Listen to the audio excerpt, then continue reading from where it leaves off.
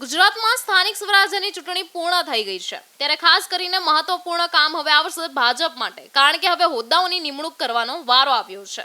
ખાસ કરીને વાત એ કરવી છે ભાજપની જે સેન્સ પ્રક્રિયા ચાલી રહી છે હોદ્દાઓની નિમણૂક માટેની, તેમ હવે જે જાણીતા ચહેરાઓ રહ્યા હતા શું તેમને પણ મહત્વ આપવામાં આવશે, શું તેમને પણ કોઈ હોદ્દાઓ આપવામાં આવશે। અને ત્યારે બીજી વાત કરીએ જ્ઞાતિના સમીકરણોની। જ્ઞાતિના સમીકરણો રહ્યા છે આ વખતના, ખાસ કરીને અનેક સમાજો ભાજપથી નારાજ છે। શું તે સમાજના ઉમેદવારોને મહત્વની જવાબદારી આપવામાં આવશે? આ સમગ્ર મામલે વિગતે ચર્ચા કરીશું। જો કોઈ સમાજ ભાજપથી નારાજ હોય તો તે છે કોળી સમાજ। હવે કોળી સમાજની ચર્ચા કરી જ છે તો વાત એ પણ કરી દઈએ કે બોટાદની જે જિલ્લા પંચાયત છે ત્યાં કોળી સમાજના 10 ઉમેદવારો જીત્યા છે અને બોટાદમાંથી કોળી સમાજની બહુમતી વધારે છે, એટલે બોટાદમાંથી પ્રમુખ તો કોળી સમાજનો જ બનવો જોઈએ તેવું કોળી સમાજના આગેવાનોનું કહેવું છે। ત્યારે તેઓ વધુમાં શું કહી રહ્યા છે તે પણ સાંભળી લઈએ। 20 બેઠકોમાંથી કોળી સમાજના 10 સદસ્ય ચૂંટાઈને આવ્યા છે, એટલે ચોક્કસ કહી શકીએ કે દબદબો છે જ। એવી જ રીતે રાજપૂત સમાજમાંથી 3 છે, ક્ષત્રિય સમાજમાંથી 1 છે, એસસી એસટી 2 છે, એમ કુલ મળી અને 20 સીટોમાંથી 10 સીટો છે એ કોળી સમાજમાં ફાળે ગઈ છે।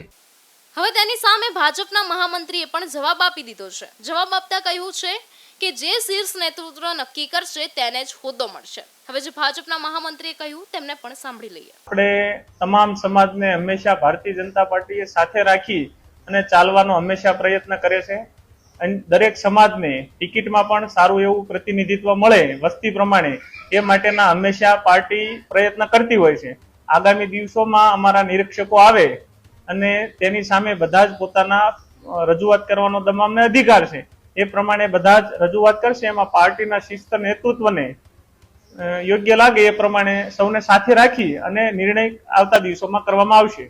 અમારા સૂત્રો તરફથી અમને જે માહિતી મળી રહી છે તેના હિસાબે ભાજપે જેટલી પણ જગ્યાએ સેન્સ પ્રક્રિયા હાથ ધરી તે તમામ જગ્યાઓમાંથી એક વાત સામે આવી રહી છે કે જે શીર્ષ નેતૃત્વ નક્કી કરશે તેમને તે માનવું પડશે। ત્યારે બીજી તરફ ઉત્તર ગુજરાતમાં ઠાકોર સમાજના લોકોની પણ તેવી જ માંગ છે। ઠાકોર સમાજના ઉમેદવારોને હોદ્દો આપવામાં આવે ત્યારે પાટીદાર સમાજની પણ તેવી જ માંગ છે અને પાટીદાર સમાજને તો હોદ્દો આપવો જ પડશે, કારણ કે પાટીદાર સમાજ ખૂબ મોટો છે, તેથી તેમને હોદ્દો મળશે તેવી તેમની માંગ છે।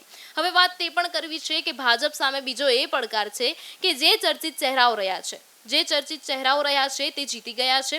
હવે જે જીત્યા છે તેમને પણ ભાજપને હોદ્દો આપવો પડશે, એ પછી અંકિતા પરમાર હોય, નેહા સુથાર હોય કે પછી અલ્પેશ કથિરિયાની પત્ની કાવ્યા કથિરિયા હોય, એટલે હવે એ જોવાનું રહેશે કે ભાજપ કોને કયો હોદ્દો આપે છે। પણ આ એક પડકાર ભાજપ સામે જરૂરથી છે। આ સમગ્ર બાબતે તમારો શું અભિપ્રાય છે તેમને કમેન્ટ કરીને જરૂરથી જણાવજો।